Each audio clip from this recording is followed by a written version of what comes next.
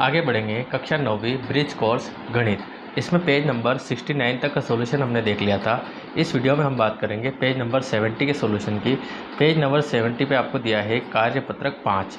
क्या बताया है कि नीचे कुछ त्रिभुज बने हुए हैं, इनके कोणों और भुजाओं को क्रमशः चांदे और स्केल से माप कर नीचे दी गई सारणी में इनकी मापों को भरिए। ठीक है, नीचे आपको एक सारणी दी गई है, इसमें आपको बताना है कि जो त्रिभुज के कोणों की माप है वो, और जो भुजाओं के कोणों की माप है वो, और फिर आपको ये बताना है कि क्या कोई कोण बराबर है, अगर है तो आपको लिखना है और अगर नहीं है तो आपको नहीं लिखना है। ठीक है, तो यहाँ पे जैसे पहले वाला हम सॉल्व कर लेते हैं। ठीक है, उसके बाद मैं आपको डायरेक्ट बता दूंगा ताकि जो है वीडियो काफ़ी ज़्यादा लंबा ना हो। जैसे कि हम बात करते हैं इनको कैसे मेज़र करेंगे, जैसे एक को मेज़र करेंगे वैसे ही सबको मेज़र करना है। ठीक है, तो जैसे कि ये आपका पॉइंट है, ठीक है, इस कोण की हमें जांच करनी है। तो चांदे का जो बीच वाला पॉइंट होता है वो हम यहाँ रखेंगे, और जो आधार लाइन होती है वो इसके इस आधार लाइन पे रखेंगे। ठीक है, तो यहाँ पे रखेंगे और पता करेंगे ये कितने डिग्री का एंगल बना रहा है। ठीक है, तो देखो 10, 20, 30 और ये 40। ठीक है, कितना हो रहा है यहाँ पे, तो कितना हो जाएगा यहाँ पे देखो 10, 20, 30, 40 और 40 के बाद एक और एक 2 डंडे और ऊपर जा रहे हैं आपके, तो ये हो जाएगा आपके 42 डिग्री। अब यहाँ पे रख लेते हैं, तो ये देख लेते हैं हम यहाँ पे ये कितना हो रहा है। तो सेम प्रोसेस आपको सभी में करनी है यहाँ पे। ठीक है, तो इसको देखते हैं यहाँ पे, जब पूरा मैच हो गया है पॉइंट पॉइंट से, आधार लाइन से मैच हो गई है, तो ये देखो फिर से 40 है, जैसे 10, 20, 30, 40 और 40 के बाद एक और एक 2 डंडे, मतलब कि फिर से 42 डिग्री। ठीक है, उसी टाइप से इस वाले कोण को नापेंगे। तो इस वाले कोण को आप दो तरीके से ले सकते हैं, आप ऐसे भी माप सकते हैं इसको और आप ऐसे भी लग सकते हैं। ठीक है, तो हम ऐसे करके यहाँ पे मेज़र कर लेते हैं।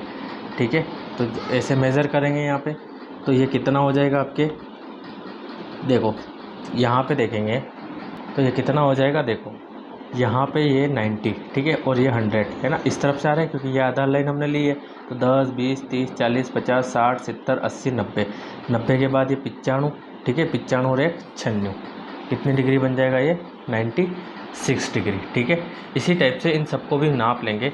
अब इसकी भुजाएं भी नाप लेते हैं, तो भुजाएं आपको नाप लेनी है, जैसे कि पहली नाप लेते हैं यहाँ से, तो ये है आपके ज़ीरो वाली लाइन। ठीक है, ज़ीरो वाली लाइन से हम इसको देखते हैं, तो ये कितना है यहाँ पे देख लेते हैं। ज़ीरो के बाद 5, 1, 2, 3, तो ये हो जाएगा 5.3 सेंटीमीटर। ठीक है, इसको नाप लेते हैं यहाँ पे, तो ये हम ज़ीरो वाली लाइन को यहाँ पे रखते हैं।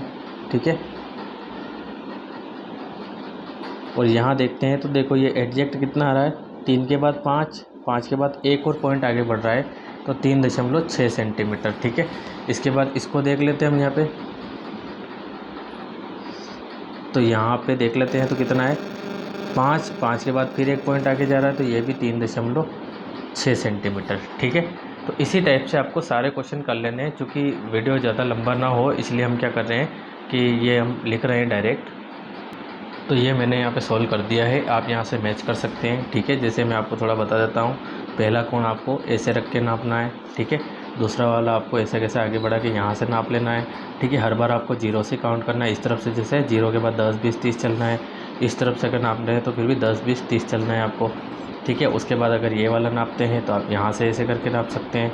ठीक है, और उसके बाद ये वाला आपको समझ में आ चुका होगा इतना तो। ठीक है, और भुजाएं आप नाप लीजिएगा।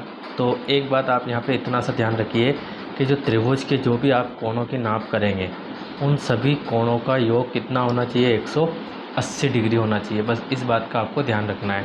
क्यों, क्योंकि त्रिभुज के तीनों कोणों का जो योग है वो कितना होता है, 180 डिग्री होता है। ठीक है, इस चीज़ का आपको खास ध्यान रखना है, बाकी आपकी कोई प्रॉब्लम नहीं है।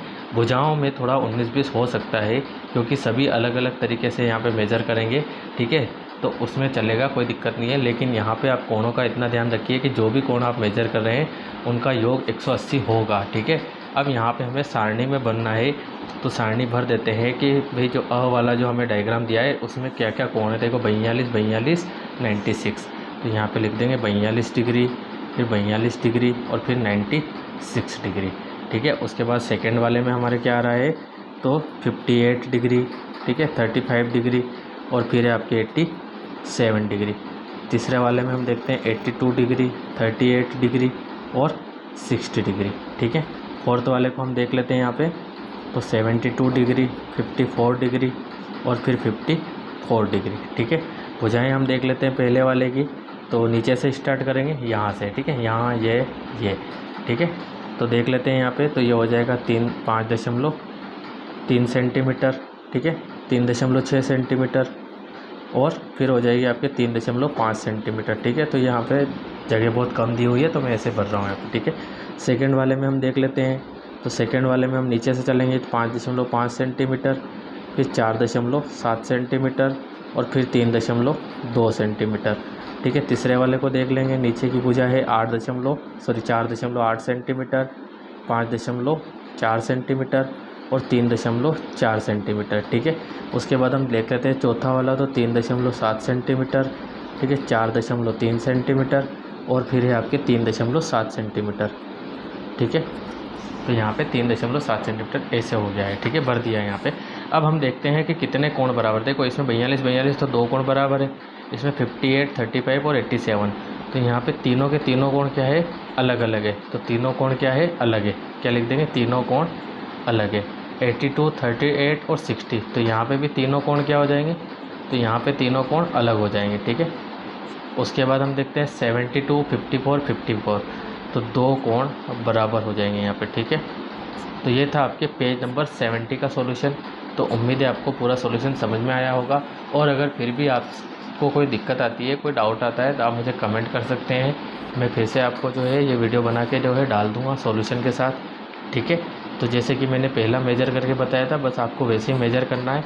बस इतना ध्यान रखना है कि जो भी कोण आप देखते हैं उनका योग 180 होना चाहिए। जैसे इन दोनों कोणों को जोड़ोगे तो 180 हो जाएगा, इन तीनों को जोड़ोगे तो 180 हो जाएगा, ठीक है। ये चीज़ का आपको खाली ध्यान रखना है, ठीक है। तो मिलते हैं नेक्स्ट वीडियो में, तब तक के लिए थैंक यू गाइस। उम्मीद है आपको समझ में आ रहे होंगे, और अगर आप चैनल पर नए हैं तो चैनल को सब्सक्राइब कर दीजिए। जैसे ही ब्रिज कोर्स होता है कंप्लीट हमारा, ब्रिज कोर्स के बाद हम NCERT लेके चलेंगे, ताकि आपके जो है मैथमेटिक्स पीछे ना रहे, ठीक है। तो मिलते हैं नेक्स्ट वीडियो में, तब तक के लिए थैंक यू।